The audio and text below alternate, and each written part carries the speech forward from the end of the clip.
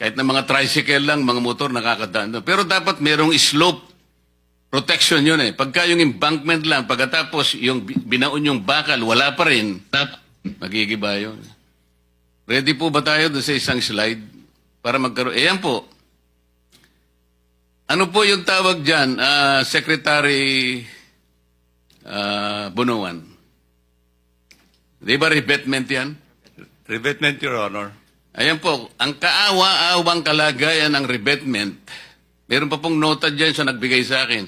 80% lupa, 15% semento, plus 5% bakal equals pera. Ano po dapat yung reinforcing bars nitong revetment na ito? Kasi po wala eh. Kahit na po siguro kawayan lang, wala yan eh. Tingnan po ninyo. Wala pa po tubig ito. This is supposed to be, siguro medyo river po ito eh.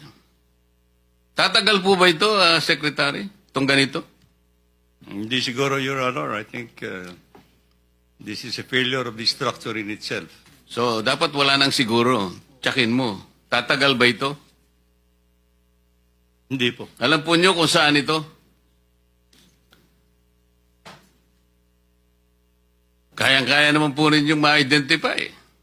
Nasaan po yung mga district engineers nyo? Para wag na po sabihin kung kanino galing yan. Kasi malalaman din po natin yun eh.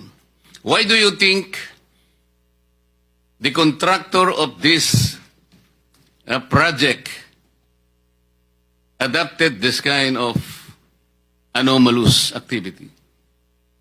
Marami pong ibig sabihin yan eh. Meron tayong kasabihan, Chair Erwin, the picture paints 1,000 words. Dito po, hindi words, perang nakalagay. 80% lupa plus 15% semento, 5 plus 5% pera, 5% bakal, ano daw, Chairman? Oo nga, equals?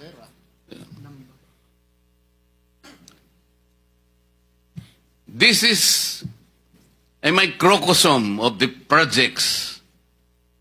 I think this completely represents the project na ginagawa po ngayon. Kaya wala po talagang mangyayari sa